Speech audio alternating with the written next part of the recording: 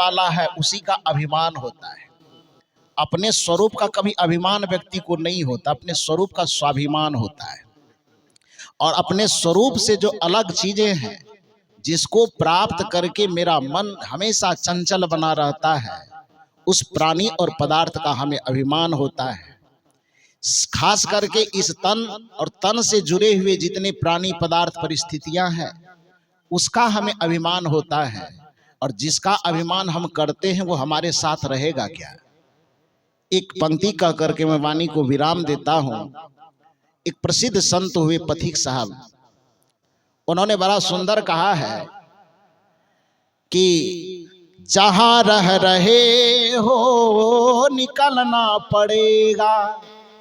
जिस संसार का, जिस शरीर का, जिस संबंध का अभिमान करते हो, उसका अभिमान व्यर्थ है, क्योंकि ये माना हुआ कुछ भी तुम्हारे साथ और पास रहने वाला नहीं है। जहां रह रहे हो निकलना पड़ेगा, नहीं चाहने पर भी चलना पड़ेगा।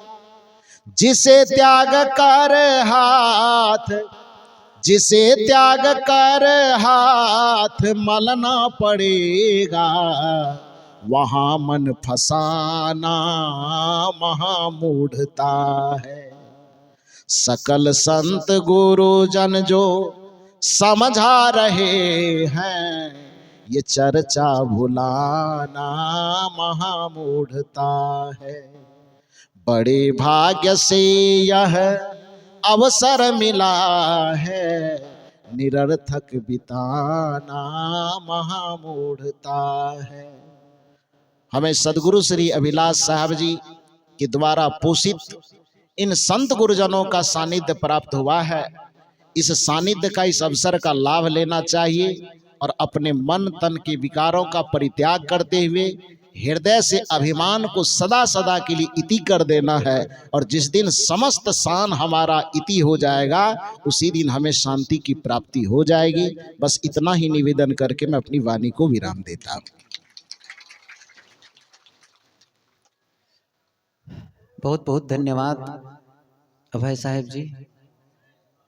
कुंभ मेला में आए, अलग कैंप है और धनौती, कहाँ से धनौती, ये तो यहीं तो है बाजू में। अच्छा मैं सोचा अंदर है कोई अलग। उस कैंप में आपका निवास, लेकिन और शायद कह रहे थे 2 दिन के लिए आया हूँ। 2 दिन की जिंदगी में बहुत सही है। तो और दोनों दिन हमारे मंच पर आकर के अपने विचार दिए, शोभा बढ़ाए। आपको बहुत बहुत धन्यवाद। आते रहें। और अब समय किसी प्रकार नहीं गंवाते हुए मैं पूज्य श्री साहब जी से निवेदन करता हूं कि आप अपने गहन गंभीर विचारों से हम सबको लाभान्वित करने की कृपा करें। और जितने सहजता और सरलता से, जितनी एकाग्रता से साहब जी अपने विचार रखें, उतनी ही एकाग्रता से हमें सुनना है, उतने ही एकाग्रता से सुनना है, उतनी ही शालीनता से सुनना है। तभी ये बातें हमारे अंदर प्रवेश करेंगी, तभी कहने सुनने का आनंद आएगा। नहीं तो क्या होता है कि वो बहुत पुरानी एक बार किसी संत से सुना था, श्रोता तो है नहीं, श्रोता तो घर है नहीं, वक्ता बके बकवाद, श्रोता वक्ता एक घट तब कथनी का स्वाद। आप जहाँ बैठे हैं वहाँ रहें, अन्य विचारों से अपने आप को बचाएं और पूरा लाभ लें। और मैंने कई बार कहा है इस बात को कि केवल 1-2 बार के प्रवचन सुन लेने से आप सत्य से परिचित नहीं हो जाएंगे, पूरे ज्ञान से परिचित नहीं हो जाएंगे। सद्गुरु कबीर के विचारों को जानना और समझना है तो उनको कई बार कई संतों से सुनना होगा, खास करके उनकी पुस्तकों को पढ़ना होगा। कबीर साहब जी की रचना जो उनके संकलित, उनके द्वारा कही गई बातों का संकलन है, वो बीजक है। और अच्छी बात क्या है, गुरुदेव जी की व्याख्या उसके लिए 2 खंड है, 2 खंडों में है। वो विस्तृत व्याख्या आप पढ़ेंगे तब कबीर साहब जी के जो संदेश हैं आपको आत्मसात होगा। फिर काम करना तो आगे की बात है, पहले ज्ञान जानकारी तो हो, ज्ञान तो हो कि साहब का संदेश क्या है। मेरा निवेदन है आप लोग बीजक व्याख्या अवश्य पढ़ें और इस प्रकार सत्संग से जुड़े रहें। अच्छा अब आए साहब जी के विचार सुनते हैं। मोबाइल आप लोग का शांत रहना चाहिए, मैं यही निवेदन करता हूँ।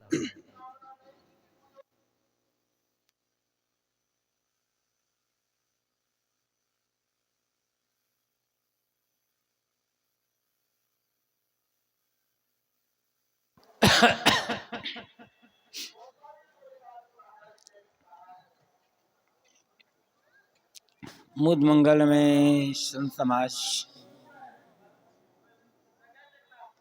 धर्मानुरागी सज्जनों, श्रद्धा मूर्ति देवियों, सदगुरु कबीर का एक प्रसिद्ध पद है, डगमग छाड़ी दे मन बौरा। इस पद के बीच में एक पंक्ति आई है, होए निशंक मगन होए नाश्यो, लोभ मोह भ्रम छाड़ो। साहब कहते हैं निशंक होकर, सारे संदेहों से ऊपर उठकर, मगन होकर के नाचो। किंतु ध्यान रखना, मगन होकर नाचने के लिए लोभ मोह और भ्रम, इन तीनों को छोड़ना पड़ेगा। लोभ होता है निर्जीव पदार्थों के लिए, मोह होता है अपने माने गए मनुष्यों के लिए के प्रति, और भ्रम है जो जैसा नहीं है उसको वैसा मानना। इस पर चर्चा बाद में करेंगे। पहली बात साहब कहते हैं होए निशंक, निशंक हो जाओ। आदमी के मन में अनेक प्रकार के संदेह होते हैं, और संदेह भीतर भीतर आदमी को चाल कर उसी प्रकार कमजोर कर देता है, जैसे घुन कीड़ा अंदर अंदर लकड़ी को चाल कर कमजोर कर देता है। आदमी को सबसे पहले संदेह होता है अपने जीवन निर्वाह के लिए और बुढ़ापा में सेवा के लिए, और इन दोनों के मूल में है अज्ञान। वैसे तो जितने भी संदेह हैं सबके मूल में है अज्ञान, नासमझी, अहंकार भी है और लोभ लालच भी। आदमी जब तक शरीर साथ दे रहा है, हाथ पैर चलता रहा, तब तक मेहनत करता रहे, और फिजूल खर्ची से बचकर थोड़ी वस्तुओं में गुजार करने की भावना रखे।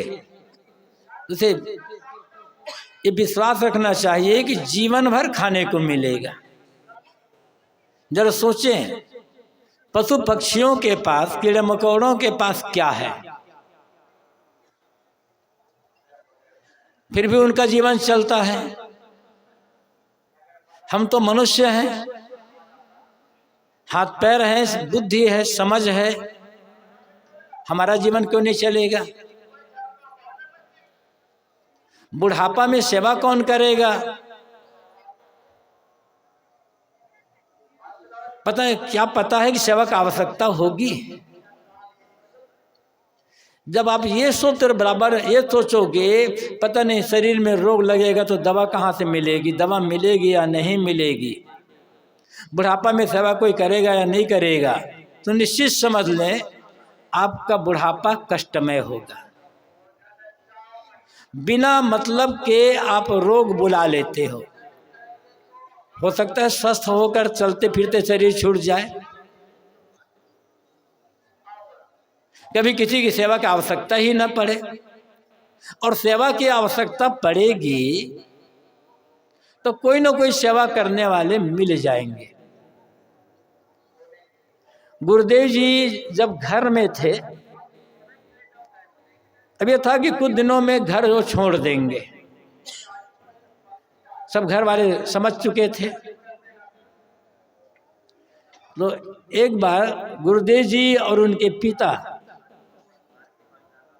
दोनों साथ बैठे बात कर रहे थे। तो बात करते करते गुरुदेव जी के पिता ने कहा, साधु होने में बड़ा झंझट है, क्योंकि साधु का कोई अपना तो होता नहीं, घर परिवार बाल बच्चे, रोग लग जाए, बुढ़ापा आ जाए, कमजोरी आ जाए तो साधु की कौन सेवा करेगा। गृहस्थ हैं तो उनके बेटे बहू है, नाती पोते हैं और भाई बिरादर है, तो गृहस्थी में, बुढ़ापा में, रोग में सेवा करने वाले बहुत मिल जाते हैं, और साधु में कोई मिलेगा नहीं, कि उसका कोई होता ही नहीं है। इसलिए साधु होने में बड़ा झंझट है। तो गुरुदेव जी ने कहा, अनेक जानवर हैं, कई बार किसी जानवर का पैर टूट जाता है और कुछ हो जाता है, जब उनकी सेवा हो जाती है तो हमारी सेवा क्यों नहीं होगी। कहा हाँ, जब इतना विश्वास है तो साधु होना में कोई कठिनाई नहीं है। जानवर की सेवा कौन करता है। कई बार होता है दो जानवर आपस में लड़ते हैं, एक दूसरे सिंग मार देते हैं, कुछ कर देते हैं, कट पिट जाता है, सेवा उनकी होती ही नहीं, सेवा का आवश्यकता नहीं है, उनका जीवन चल जाता, हमारा जीवन को नहीं चलेगा। विश्वास रखे हमारी तकदीर में, हमारे प्रारब्ध और भाग्य में जो होना है वो होकर रहेगा। सुख में है तो सुख मिलेगा, दुख है तो दुख मिलेगा। और हमारे तकदीर में, हमारे भाग्य में सुख है तो कोई नहीं रहेगा तो भी हमारा जीवन सुख से चल जाएगा। और हमारे तकदीर में दुख लिखा हुआ है, हमारे पूर्व के संस्कार, पूर्व के कर्म गलत हैं, तो जितने लोग रहेंगे आसपास वाले सब के सब अलग अलग हट जाएंगे या हम ही दूर चले जाएंगे, वो हमारा जीवन संकटमय ही हो जाएगा। इसलिए आगे क्या होगा ये सोचने की आवश्यकता ही नहीं है। वर्तमान में हमें सही ढंग से जीने की आवश्यकता है। यदि अपने प्रारब्ध पर और अपने पुरुषार्थ पर भरोसा होगा तो उस आदमी को जीवन निर्वाह और सेवा के लिए संदेह नहीं होगा। आदमी सोचता है इतनी बड़ी दुनिया है, कौन चला रहा होगा, किसने बनाया होगा। नियम से सूरज पूरब उगता है, पश्चिम में अस्त होता है, सूरज उगने पर दिन हो जाता है, सूरज अस्त होने पर रात हो जाती है। अनेक प्रकार के फूल फल हैं, एक ही डाली में अनेक रंग के फूल खिल जाते हैं। हिरण के सींग को कौन अड़ देता है, मयूर के पंख में इतने चित्र विचित्र कलाकारी कौन कर देता है। क्या मतलब होता है ये सब संदेह करने का। दुनिया तो है ही ना। ये सोचें कि हम दुनिया में आए हैं तो हमें क्या करना है। जो बन सके दुनिया की सेवा करो और सेवा करते हुए अपना कल्याण करो। दुनिया चलाने वाला वो खुद जान लेगा, चाहे दुनिया अपने आप चल रही हो या कोई चला रहा हो। हमें इसमें व्यर्थ संदेह करके दिमाग खराब करने की और समय बर्बाद करने की आवश्यकता नहीं है। आध्यात्मिक संदेह होता है। संत महात्मा कहते हैं कि मन शांत होता है, मन रुकता है, निर्मल होता है। पता नहीं ऐसे कहते हैं कि नहीं होता। हमारा मन तो निर्मल नहीं होता, हमारा मन तो रुकता नहीं है।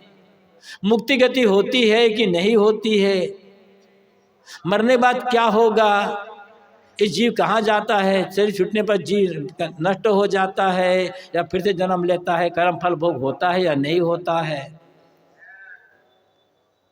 ये अनेक संदेह इसके मूल में है अपने स्वरूप का अज्ञान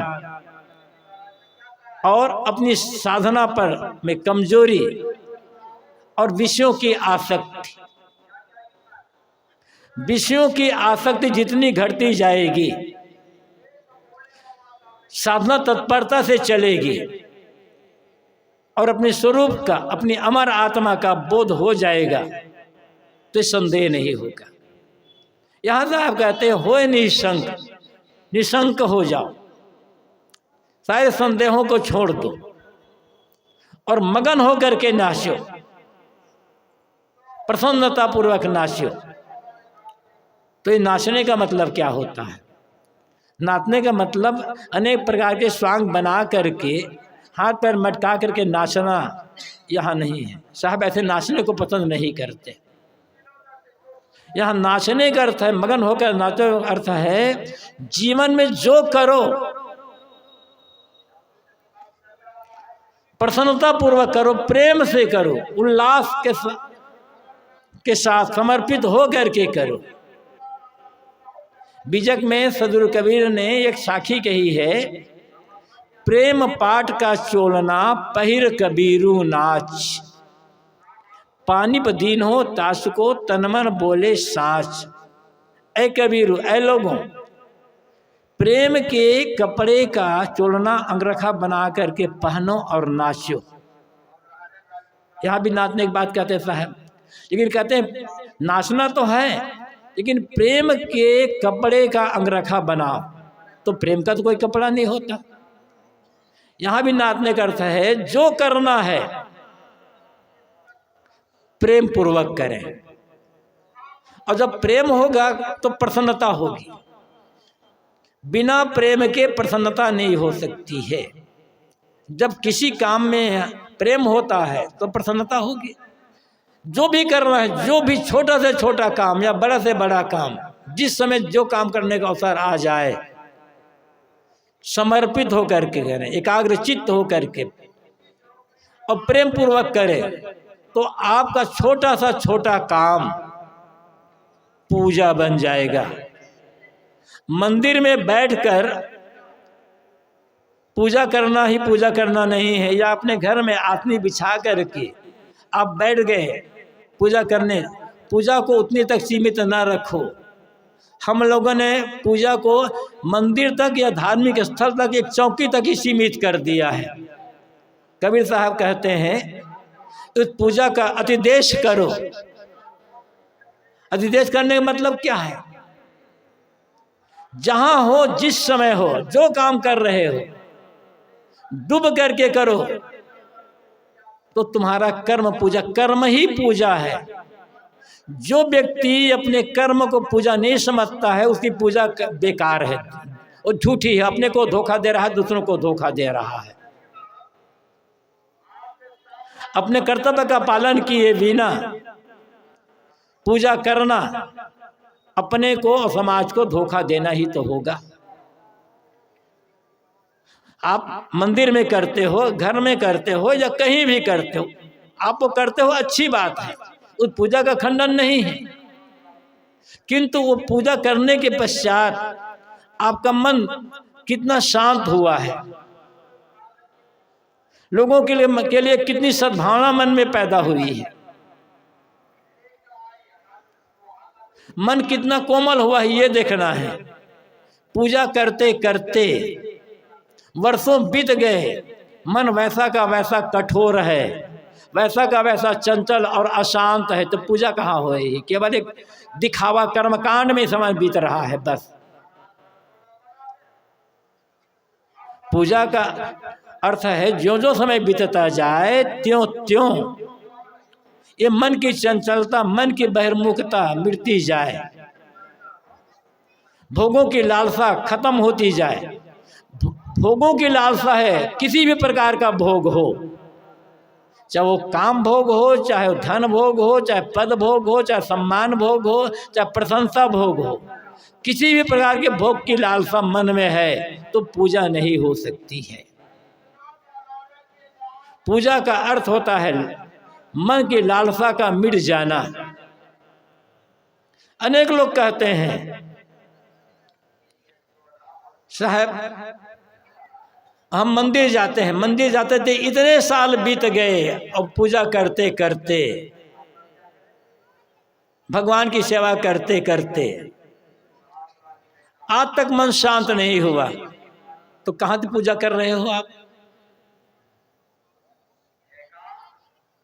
आप तो किसी लोभ में पड़ करके कर रहे हो, हम ऐसी पूजा करेंगे भगवान खुश हो जाएगा, हमारा धन बढ़ जाएगा, बेटे की नौकरी लग जाएगी, अम्मू की बीमारी दूर हो जाएगी, मुकदमा में विजय मिल जाएगी। अब तो आपने तो पूजा को व्यापार बनाया है, वहाँ तो आप भीख मांग रहे हो, पूजा कहाँ कर रहे हो। पूजा का अर्थ है मन में कोई कामना ना होना। कहते हैं ना कि भगवान भाव का भूखा है, तो आपके मन में भाव क्या है? धन का है, बीमारी दूर करने का है, नौकरी पाने के, व्यापार में मुनाफा पाने का भाव है, तो शांति कहाँ से मिलेगी आपको? और पूजा करते समय कुछ फूल फल या प्रसाद भेंट करते हैं। मंदिर जाता है आदमी तो कुछ फूल ले जाता है, कुछ प्रसाद ले जाता है, रुपया पैसा ले जाता है, ठीक है, ये शिष्टाचार है, व्यवहार है। लेकिन इनसे पूजा एक सिर्फ बाहरी पूजा है, भेंट देना है तो जो एक खास चीज है वो भेंट देना होगा हमको, और हम उस चीज को भेंट नहीं देते। मान्यता है, लोगों का विश्वास है, हमारे पास जो कुछ है हमारा क्या है, सब तो ऊपर वाले ने दिया है, भगवान ने दिया है। तो भगवान ने आपको दिया, भगवान ने आपको रुपया पैसा दिया, जमीन जायदाद दिया, उसी में से थोड़ा आप भगवान दे दिए, वो तो आप भगवान की चीज को भगवान को अर्पित कर रहे हो ना। तो भगवान खुद कैसे होगा? भगवान की कृपा मिलेगी कैसे आपको? आप अपनी चीज दे, और जो आपने बनाई है, जो भगवान ने बनाई है, आप मानते हो भगवान ने सब चीज बनाई, तो भगवान ने जो बनाई है वो चीज मत दो आप भगवान को। जो आपने बनाया है भगवान को वो चीज समर्पित हो, वो चीज का भेंट दो। और जो अपनी बनाई चीज भगवान को भेंट कर दोगे ना, तो उसी क्षण शांति मिल जाएगी, कल्याण हो जाएगा। अब आप कह सकते हैं हमने क्या बनाया, सब तो भगवान बनाया नहीं है।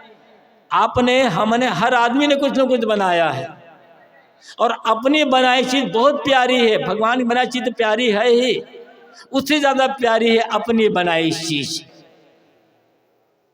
और हम सब कुछ को भगवान की बनाई चीज मान करके अर्पित कर देते बाहर, अपनी बनाई चीज को जीवन भर पकड़ करके रखते हैं, अर्पित नहीं कर सकते। तो आपका अपनी बनाई चीज क्या है? अहंकार आपका अपना बनाया, भगवान ने अहंकार नहीं बनाया। वासना हमने बनाई है, भगवान ने कोई वासना नहीं बनाई है। इस अहंकार और वासना को समर्पित कर तो पूजा सार्थक हो जाएगी। लेकिन ऐसा तो नहीं किया हमने ना, तो कहाँ पूजा हो रही है? पूजा का अर्थ होता है अहंकार और वासना का मन से खत्म हो जाना,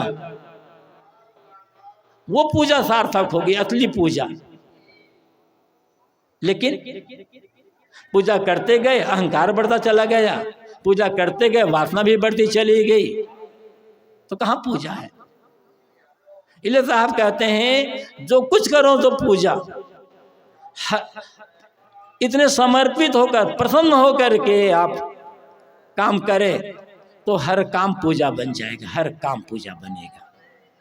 तो यही से साहब कहते हैं नाचने का मतलब केवल हाथ पैर मटकाना नहीं है। नाचने का मतलब है जो करना समर्पित होकर के करना और सेवा भाव से करना, कामना छोड़ कर करना। जो हम करेंगे उसका फल तो आएगा ही आएगा। ऐसा नहीं है हम कुछ काम करें और उसका फल ना आए, फल तो आएगा। फल क्या मिलेगा यह मत सोचो, मुझे कैसे करना चाहिए यह सोचो। जब हम जिस काम को जैसा करना चाहिए, जिस समय करना चाहिए उसी समय करते हैं, समर्पित होकर करते हैं, तो वो पूजा बन जाएगा। अनेक बार का गुरुदेव जी ने तो अनेक बार कहा है और सब संत कहते रहते हैं, यदि समर्पित होकर प्रेम से आप झाड़ू लगा रहे हैं और कुछ गुनगुना रहे हैं मन में, बड़े प्रेम से झाड़ू लगा रहे हैं गुनगुनाते हुए, तो झाड़ू लगाना पूजा बन जाएगा। गुनगुनाते हुए बर्तन मांज रहे हैं, भोजन बना रहे हैं, तो बर्तन मांजना और भोजन बनाना पूजा बन जाएगा। गुनगुनाते हुए प्रसन्न मन से नाली साफ कर रहे हैं, टॉयलेट साफ कर रहे हैं, तो नाली साफ करना और टॉयलेट साफ करना भी पूजा बन जाएगा। लेकिन हम गुनगुनाते हुए प्रसन्न मन से काम नहीं करते। कोई काम हमें किसी ने, अपने पिता ने, माँ ने, सास ने, अब किसी बड़े ने कोई काम बता दिया, काम तो करते हैं लेकिन गुनगुनाते हुए नहीं कर पाते, हम भुनभुनाते हुए करते हैं। लेकिन याद रखना चाहिए, ये जीवन भुनभुनाने के लिए नहीं मिला है, गुनगुनाने के लिए मिला है। और जो सच्चा पुजारी होगा ना, वो भुनभुनाना बंद हो जाएगा। यदि किसी प्रकार की भुनभुनाहट हमारे मन में है तो हम पूजा नहीं कर पा रहे हैं, पूजा को हमने समझा ही नहीं। जो सच्चा पुजारी होगा, किसी की भी पूजा करता हो, अलग भगवान मानकर पूजा करता हो, गुरु की पूजा करता हो या अन्य किसी की पूजा करता हो, जो सच्चे मन से पूजा करेगा उसका भुनभुनाना बंद हो जाएगा, उसके जीवन में केवल गुनगुनाना ही रह जाएगा। अब हम सबको ये सोचना है, समझना है कि मैं भुनभुनाता ज़्यादा हूँ या गुनगुनाता ज़्यादा हूँ। यदि गुनगुनाना बढ़ रहा है, भुनभुनाना घट रहा है, तो समझना पूजा जीवन में चल रही शुरू हो गई है, और धीरे धीरे भुनभुनाना पूरा खत्म हो जाएगा और गुनगुनाना ही शुरू हो जाएगा। और गुनगुनाना शुरू नहीं हुआ तो न पूजा काम आएगी, न सत्संग काम आएगा, न ध्यान चिंतन काम आएगा, कोई काम नहीं आएगा। जो कुछ कर रहे हैं उसका परिणाम क्या आ रहा है मन में। मन के काम करते समय या कोई ध्यान करते समय, पूजा करते समय मन का भाव कैसा, मन की भावना कैसी है, जो मन की जो भावना होगी उसी अनुसार से हमें मन का परिणाम मिलेगा। बाहर परिणाम कुछ भी हो, मन की दशा क्या है, काम करते समय, काम करने के बाद भी, और जब खाली बैठे हैं तब भी। काम करते समय मन प्रसन्न है, काम बंद हो गया तो भी मन प्रसन्न है, बिस्तर पर बैठे हैं अपने घर में तो भी मन प्रसन्न है। तो पूजा तो जीवन में आत्मसात हो चुकी है। इसलिए सदगुरु कबीर कहते हैं, प्रेम पाठ का चोलना पहिर के बीरू नाच। ऐ लोगों, प्रेम के कपड़े का अंगरखा बना करके पहनो और नाचो, फिर तुम्हारा जीवन प्रसन्नता से भर जाएगा, मन में कोई दुख रह ही नहीं जाएगा। पानी दीन हो तात को तन मन बोले साच। ये पूरी प्रकृति सत्ता उसके जीवन में चमक देती है, जिसके मनसा वाचा कर्मणा सत्य की प्रतिष्ठा होती है। झूठ से प्रेम करते करते झूठ इतना मीठा लगने लगा है कि थोड़ी सी सच्ची बात सुनते ही मन भयभीत हो जाता है, सच्ची बात कड़वी लगने लग जाती है। लोग ये भी कहते हैं सच कड़वा होता है, किंतु हकीकत यह है सच न कड़वा होता है न मीठा, सत्य कड़वा होता ही नहीं है। तो सच कड़वा लगता क्यों है? क्योंकि झूठ के प्रति मन में मिठास है। जब तक झूठ मीठा लगता रहेगा तब तक सच कड़वा लगता रहेगा, और हम झूठे के प्रेमी बन गए हैं। हर आदमी झूठे का प्रेमी बना हुआ है। एक होता है झूठ बोलना और एक होता है झूठी चीजों का मोही बनना, प्रेमी बनना। झूठी चीजें क्या है? जो आज है कल ना रहे, वो झूठ है। अभी देखो ये सभा लगी हुई है, 2 घंटा पहले इस सभा की ये स्थिति नहीं थी जो अभी है, और आधा घंटा पश्चात इस सभा की वो स्थिति नहीं रहेगी जो अभी है। अभी लगता है कि सभा सच है, लेकिन 2 घंटा पहले ये सभा झूठी थी ही नहीं। यहाँ पर आधा घंटा पश्चात सभा खत्म हो जाएगी। तो इस सभा सच कैसे? हम ये मान लें कि इतने लोग हमारे सभागार में बैठे हुए हैं, हमें सुन रहे हैं, और इसमें लोभा गए तो जब यहाँ से लोग चले जाएंगे तब दुख होगा, मन में होगा अरे हमें सुनने वाले चले गए। बस है बोल कहना है, लोगों तक संदेश देना, सदगुरु कबीर का संदेश दे दे।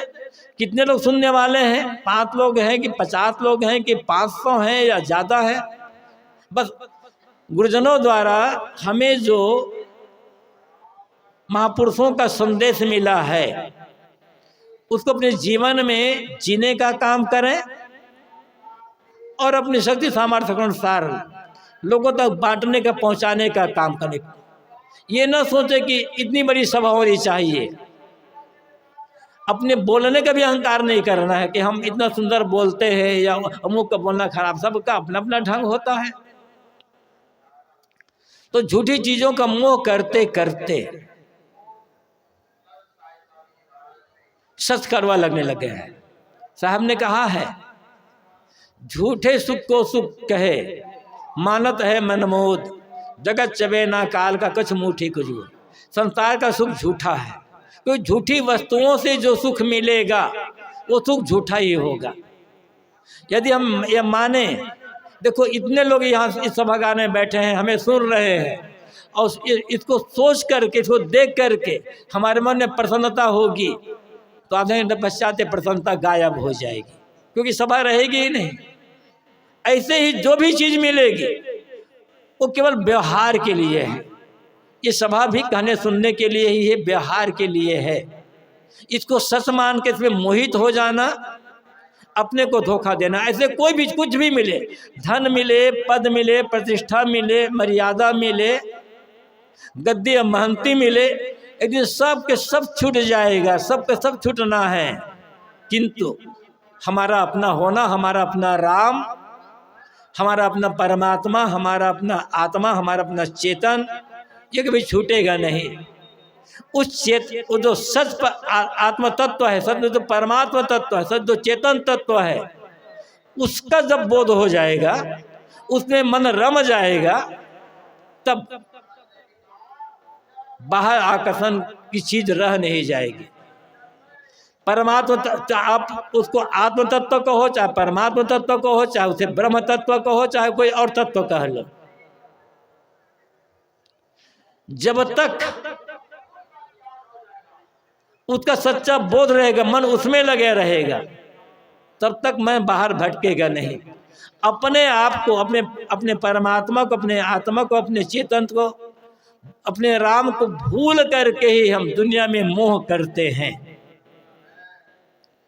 और राम को तो हमने छोड़ दिया और दुनिया एक दिन अपने आप छूट जाएगी। तो न इधर हुए ना उधर के हुए। इसलिए दुनिया की सेवा करें, दुनिया को अधिकार में रखने की भावना ना रखें, दुनिया को खुश करने के चक्कर में ना पड़े। तो दुनिया को खुश कौन कर सका है और दुनिया को अधिकार में कौन रख सका है? बड़े बड़े कहलाने वाले आए, दुनिया को अधिकार में रखने के लिए क्या क्या कुकर्म नहीं किए। आज उनका नाम निशान भी नहीं है, उनके शरीर के हड्डी का चूरा भी नहीं मिलने वाला, सब इसी मिट्टी में दफन हो गए। इसलिए अधिकार की भावना छोड़ दें।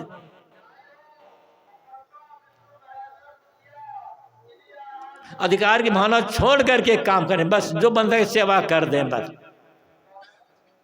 दुनिया की सेवा करते हुए मन को अपने आत्मा राम में लगा करके रखें। तो बात में ये कह रहा था, पानी दीन हो तास को तनमल बोले साच। सदगुरु कबीर कहते हैं ये पूरी प्रकृति सत्ता उस व्यक्ति के जीवन में चमक देती है जिसके मनसा वाचा कर्मणा सत्य की प्रतिष्ठा होती है। मनसा वाचा कर्मणा सत्य की प्रतिष्ठा क्या है? सबसे पहले सच्चा ज्ञान हो। और सच्चा ज्ञान क्या है? जो ज्ञान प्रकृति के कारण कार्य व्यवस्था के अनुकूल हो, विश्व के शाश्वत नियमों के अनुकूल हो, तत्वों के गुण धर्मों के अनुकूल हो, जो ज्ञान विवेक पूर्वक हो, तर्क पूर्वक हो, ऐसा ज्ञान सत्य ज्ञान, सत्य ज्ञान है। भ्रांति ना हो मन में, निर्भ्रांत बोध, सच्चा ज्ञान। लेकिन केवल ज्ञान काम नहीं, ज्ञान तो हमारे पास है, यदि ज्ञान पूर्वक आचरण नहीं है तो वो सच्चा ज्ञान भी काम नहीं आने वाला है। आचरण साथ साथ हमारी भावना भी सच हो। सच बोलते समय भावना कैसी है, किसी की रक्षा या किसी का नुकसान। यदि हम दूसरे को नुकसान करने के लिए सच बोल रहे हैं, हमारी भावना सच नहीं है, तो सच सच नहीं कहा जा सकता। सच वह है जिसमें दूसरे की रक्षा हो, दूसरे की प्रसन्नता भी हो, और फिर वाणी में सत्य हो, सत्य ज्ञान हो, सत्य भावना हो, सत्य वाणी हो, सत्यता पूर्वक आचरण हो। ये मनसा वाचा कर्मणा सत्य की प्रतिष्ठा है। ऐसा जिसके जीवन में हो जाएगा, जो किसी भौतिक वस्तु की प्राप्ति के लिए, अपने मन इंद्रियों की चंचलता की पूर्ति के लिए, विषयासक्ति के लिए, रुपये पैसे के लिए, मान सम्मान के लिए, गद्दी महंती के लिए जानबूझ करके झूठ नहीं बोलता है। जो सोचता है सच बोल करके, यदि सच बोल करके कुछ नुकसान भी हो जाता है तो नुकसान नहीं है। लेकिन झूठ बोलकर हम दूसरे से कुछ ठग लेते हैं तो पैसा मिल जाना कोई बड़ा लाभ नहीं है, क्षणिक लाभ है वो, क्योंकि वो हमने झूठ बोलकर जो ठगा है, ठग करके जो प्राप्त किया है, एक दिन वो चीज़ हमारे पास रहने वाली नहीं है। तो फिर हमारा मन खराब हुआ, संस्कार खराब हुए और चीज़ भी छूट गई तो फायदा क्या हुआ। इसलिए जितना संभव हो अपने अपनी श्रेणी शक्ति योग्यता के अनुसार हर व्यक्ति को सच बोलने का प्रयास करना चाहिए और सत्यता पूर्वक आचरण भी करना चाहिए। बोल करके नकार देना ये झूठ की पूजा है। जो कहा है वैसा करने का प्रयास करना शक्ति चले तक। मैं बात में नाचने की कह रहा था, होए निशंक मगन होए नाचो, लोभ मोह भ्रम छाड़ो। सदगुरु कहते हैं निस्संदेह हो करके खुले मन से प्रसन्न होकर के नाचो, मतलब निस्संदेह विश्वास पूर्वक सही मार्ग पर चलो, सही व्यवहार करो और सही काम करो, तो जीवन में मगन होकर नाचते रह जाओगे। पूरे जीवन में प्रसन्नता ही रह जाएगी। लेकिन इसके लिए शर्त है, लोभ मोह भ्रम छाड़ो। लोभ मोह और भ्रम को छोड़ना पड़ेगा। मैंने कहा लोभ निर्जीव पदार्थों के लिए होता है, मठ मकान, जमीन, खेत खलिहान, रुपये पैसे, सोने चांदी के गहने, गद्दी महंती, ये सब निर्जीव है। इनके प्रति आकर्षण, इनके प्रति पकड़ बुद्धि लोभ है। चीजें कम है ज्यादा है, यथा योग्य प्रयोग कर लें, लेकिन ललचाए ना। लोग का मतलब है ललचाना, देख देख करके ललचाते रहना, और मिले ये ललचाते रहना। ये ललचाना बंद करें। जो मिला काम करें, शक्ति अनुसार से, समय शक्ति योग्यता अनुसार से भरपूर काम करें, और उस काम में जो फल मिल जाए उसमें संतोष रखें और उसमें गुजारा करें। तो आप कहते ये पहले ऐसा कर, यदि मगन होकर नाचना है, हमें प्रसन्नता से जीना है तो लोभ छोड़ना पड़ेगा। मोह होता है सजीव प्राणियों के लिए, और प्राणियों में भी मनुष्यों के लिए, जिनका अपना माना जाता है, अपना परिवार, अपना कुल कुटुंब, अपना मठ, अपने आश्रम के सदस्य, इनके लिए मोह होता है। और मोह जहाँ होगा वहाँ कहीं न कहीं पक्षपात होगा। जो बन सके आदर दें, सम्मान दें, प्रेम करें, सेवा करें, लेकिन किसी एक व्यक्ति विशेष से मन को चिपका करके रखे ना। ये मोह ही तो भवसागर है। मानस में गोस्वामी जी ने कहा, मोह सकल व्याधिन कर मूला, सारी व्याधियों, सारी भव व्याधियों का मूल ये मोह ही है। और मोह ही वो भवसागर है जिसे पार करने के लिए ये मानव जीवन मिला हुआ है। तो प्रेम करना है, लोगों से प्रेम देना है, सेवा करना है, आदर सम्मान करना है, जो करना है करें, लेकिन मन को चिपकाए ना। क्योंकि जितना चिपकाओगे उतना भयभीत रहोगे, चिंतित रहोगे और मन अशांत बना रह जाएगा। तो आप कहते हैं मोह को छोड़ दो। और भ्रम को छोड़ो। भ्रम क्या है? जो जैसा नहीं है उसको वैसा मानना, या जो चीज जहां नहीं है वो चीज को वहां मान लेना, ये भ्रम है। जैसे गर्मी के दिनों में दोपहर के समय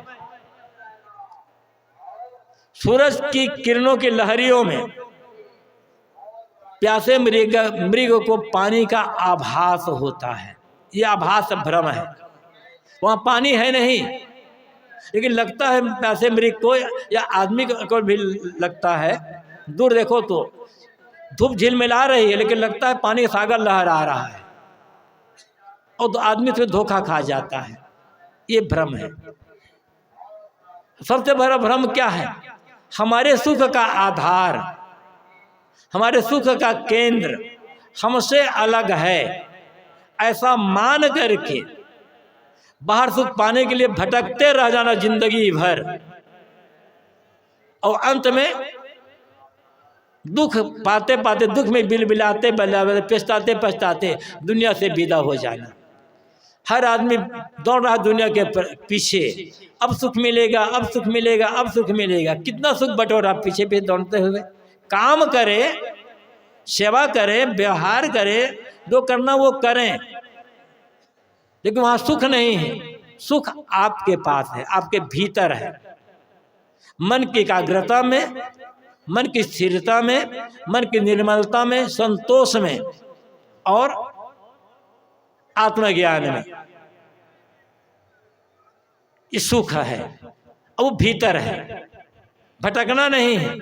भटकेंगे तो चीजें मिलेगी, और वहां कोई विराम है ही नहीं। विराम अपने आप में है।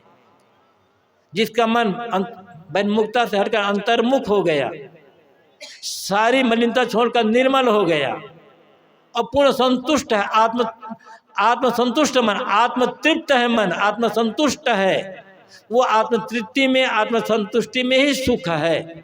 लेकिन हम मानते हैं प्राणियों में, पदार्थों में, कल्पनाओं में सुख है, और इसीलिए हम मगन होकर नाच नहीं पाते, प्रसन्नता पूर्वक जीवन जी नहीं पाते हैं। इसलिए साहब कहते हैं लोभ छोड़ो, पकड़ छोड़ दो, ललचाना छोड़ दो, किसी व्यक्ति विशेष में या किसी में चिपकना छोड़ दो, और बाहर सुख मानकर दौड़ना भागना छोड़ दो।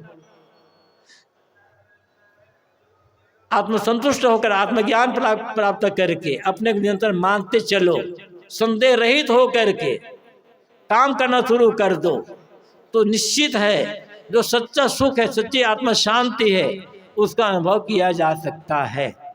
सदगुरु कबीर का हम लोगों के लिए एक संदेश है। ये एक पंक्ति पर्याप्त है, हम विचार कर सके तो। होए निशंक मगन होए नाचो, लोभ मोह भ्रम छाड़ो। सदगुरु ने जो संदेश दिया है, मनन करना है, चिंतन करना है, और यथाशक्ति जीवन में आतीत करने का प्रयास करना है। जितना आचरण करेंगे ऊपर उठता जाएगा। आचरण से ही जीवन में पूर्णता आएगी, स्थिरता आएगी, तब जो जीवन का उद्देश्य है उसकी प्राप्ति हो सकेगी। थोड़ा मैंने निवेदन किया आप लोगों के बीच सदगुरु कबीर के एक पंक्ति आधार पर। आपने बड़ी एकाग्रता और प्रसन्नता के साथ मेरे विचारों को सुना, बहुत बहुत धन्यवाद, आभार। अपनी वाणी को यहीं पर विराम। बोलिए सदगुरु देव की, सदगुरु कबीर साहेब की। सदगुरु अभिलाष साहेब जी की, पूज्य साहेब जी के विचार अभी सुन रहे थे।